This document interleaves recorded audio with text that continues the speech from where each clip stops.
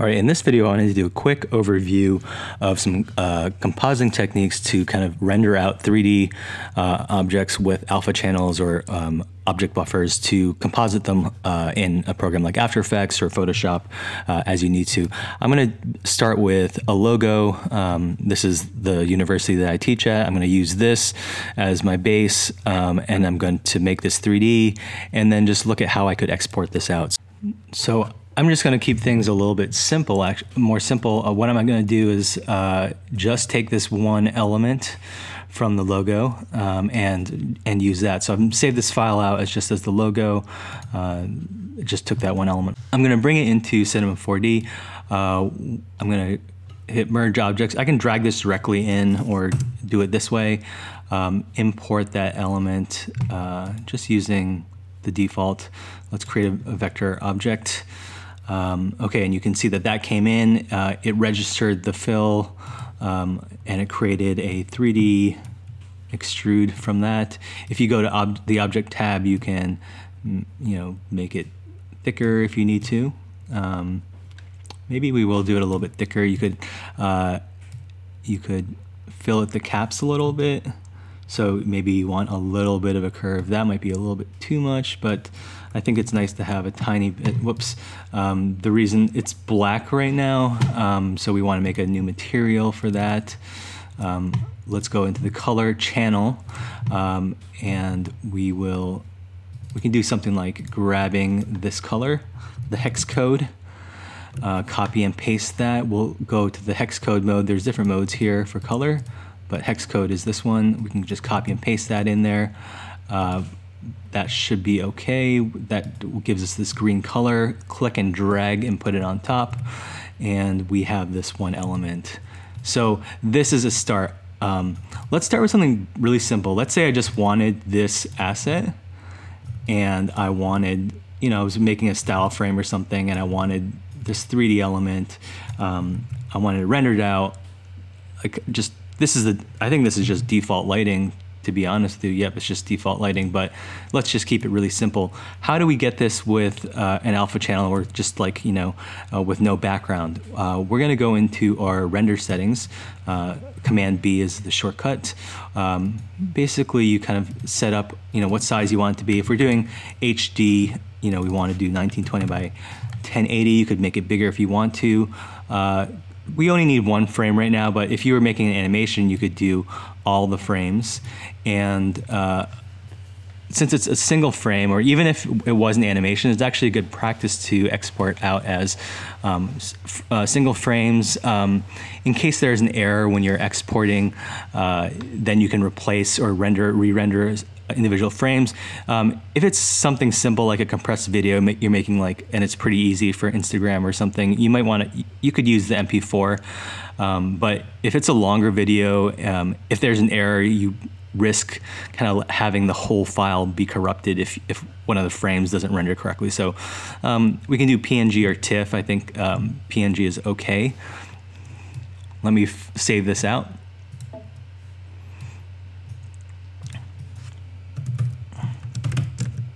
So PSU logo alpha, and what we need to do is turn on alpha channel here. That's gonna, again, there's nothing in the background, so it's gonna matte that out, and I have found better results with straight matte. Sometimes you get kind of fringe if you use pre-multiplied or a different kind of matte or alpha. And so now that we've set this up, we'll close this, and we'll just render this out to our picture viewer. And we have this one asset here. Let's see what that looks like. And you can see that this is the PNG, and if I open this up in Photoshop, this background is going to be not there. So this is a quick way for me to get this and maybe comp it up in a file. Let's look at a quick example of that. This is that file opened up in Photoshop, and you can see it's great. It's got an alpha channel. It's it's transparent. I just copied and pasted an image of Portland State from the internet, and let me just put that in this file. Let's just, if we were making a little graphic, I All right, so that's an image of the campus, and I just pull this back. And you know, if you're making a style frame or something, this is something you could do. I don't know. You could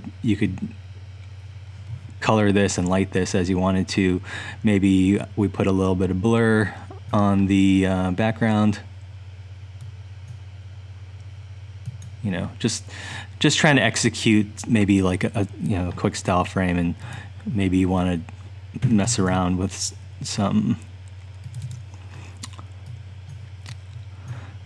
maybe like a gradient or something. Let's see if we can.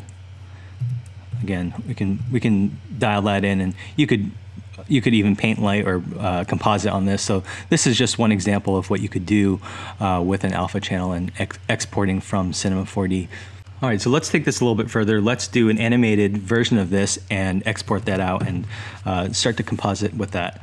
Okay, so we will bring, what we can do is, you know, with this piece here, it's only one element, so we can just animate that, and it's already, the axis is in the center of the object, which is great. We might want to have a camera in here, so we'll bring a camera like this. If we want to see what the camera's seeing, we'll hit this little icon here to turn that on. And I'm going to just check the camera coordinates. You know, if we want it to be straight on, maybe it's at 0 and 0, because I think this came in at the center of the screen. Yeah, that's probably okay. But you know, maybe you want a little bit of rotation, or you know, if you want it to look like you're kind of looking at it from above. It's kind of nice to have a little bit of that 3D look. Let's do a quick, maybe the animation that we'll do is just rotating this icon. So I believe the axis, yeah, it's this axis. So we want it to end up in this orientation. It says PSU, but maybe it comes from a different angle. Maybe it comes from.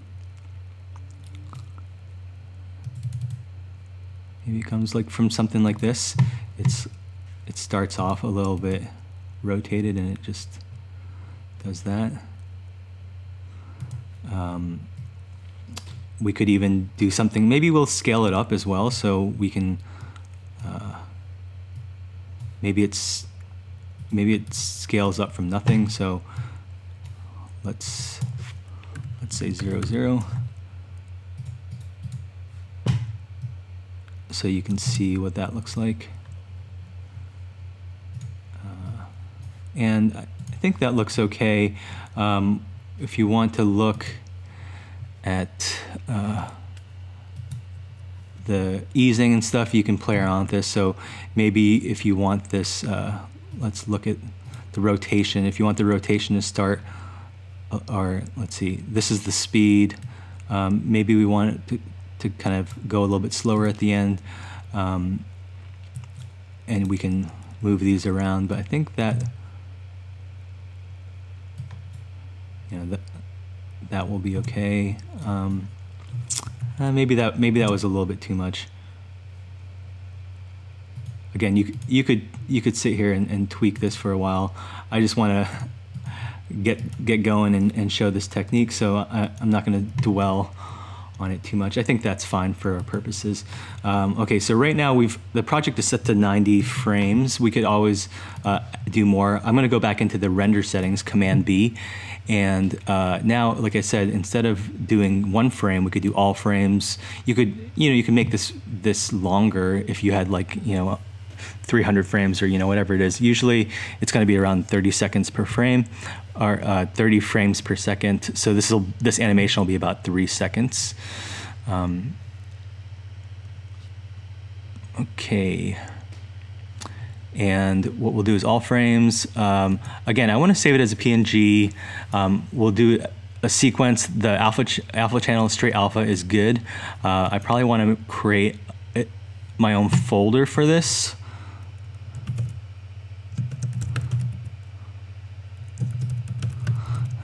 So it's going to hold all of these, and each frame is going to be numbered. We'll say save, and that should be good. Now we'll render it to picture viewer, Shift R. And it should be starting at 0, and yeah, you can see it's kind of coming up.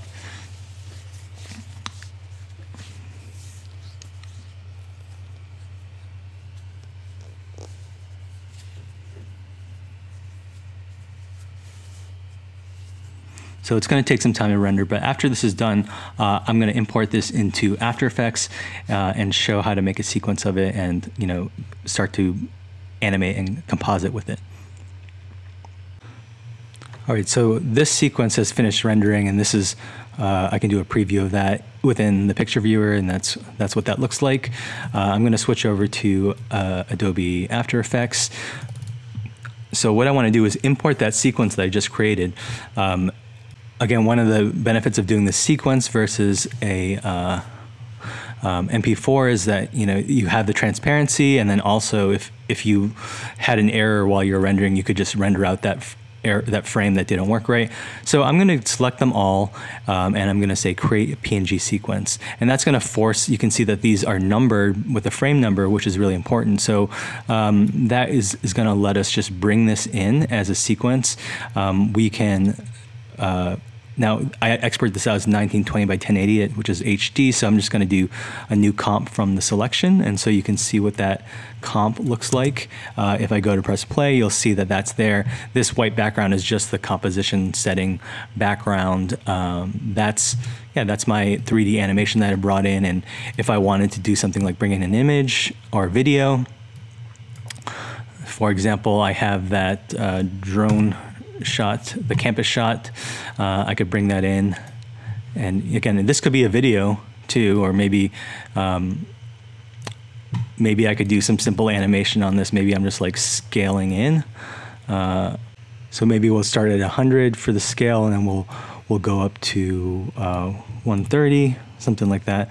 And what does that look like? It's just simple animation of that background, but we're composited that 3D on top of it. So maybe it's more interesting, and hopefully this gives you some ideas on how you might incorporate 3D into your workflow.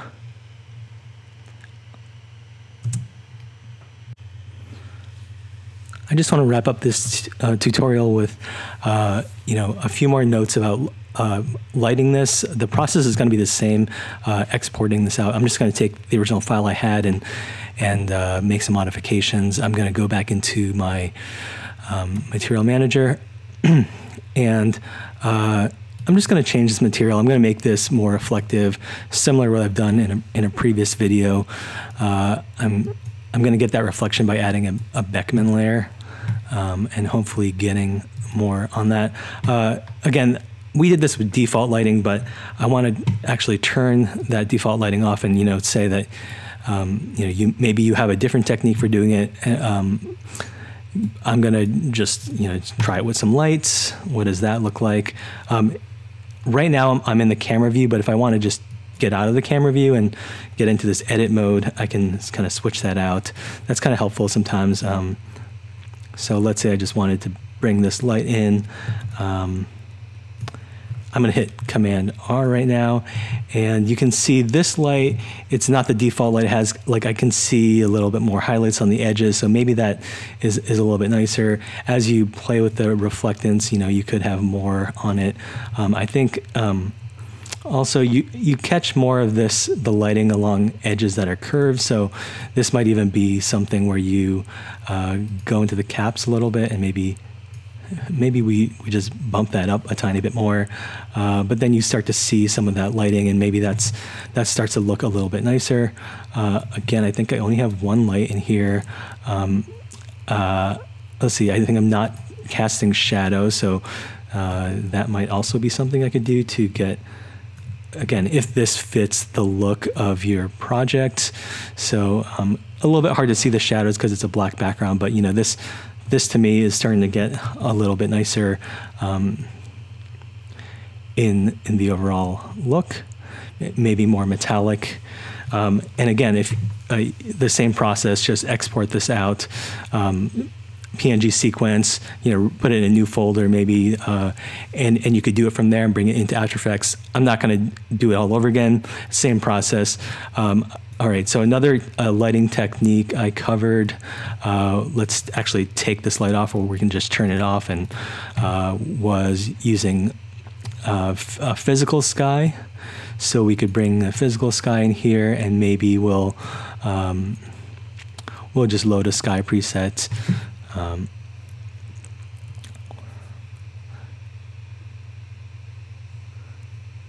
Maybe we'll get something very different, and take a look at that. So what does that look like? Let's say we wanted this kind of, just want to go for something totally random and totally different. We're going to have an issue when we go to render this out. You'll see the sky there, and let's say I want the look of this object, but I don't want that background. Again, what we'll do is go up to a compositing tag. We'll go to render tag, compositing, make sure that's on the sky, and we're just going to say turn off scene by cameras. The other properties can probably still be on so that it can grab the look from that. So you could make your 3D logo or whatever, you could make that have this kind of lighting on it. And again, same process, render settings, export that out. All right, that's that other issue. And then the last lighting technique I went over in a previous video was using a sky with in HDRI. So I'm going to make a new material and load that in there. Let's do this studio setup.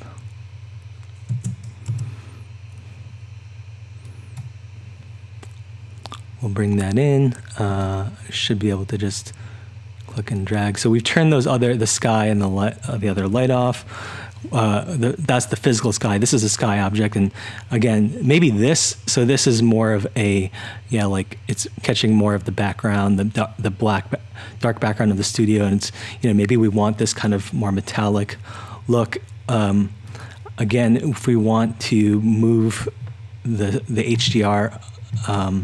HDRI around, we can actually kind of click on it and go to the settings here and kind of rotate it around. So this could be helpful if you want a different light source, maybe, or a different kind of angle. Here, maybe it's maybe more dramatic. So what does that look like? Maybe it's a more metallic look. And again, what we'll do is to get rid of that background, we're going to go into render tags, render tags compositing tag, and again, turn off scene by camera. And maybe this one, I'm just going to export this out so that we have a reference and we can actually look at that. So I'm going to call this alpha sequence HDRI. And let's see if I can just drag, use the same settings, and let's export that out and see what happens.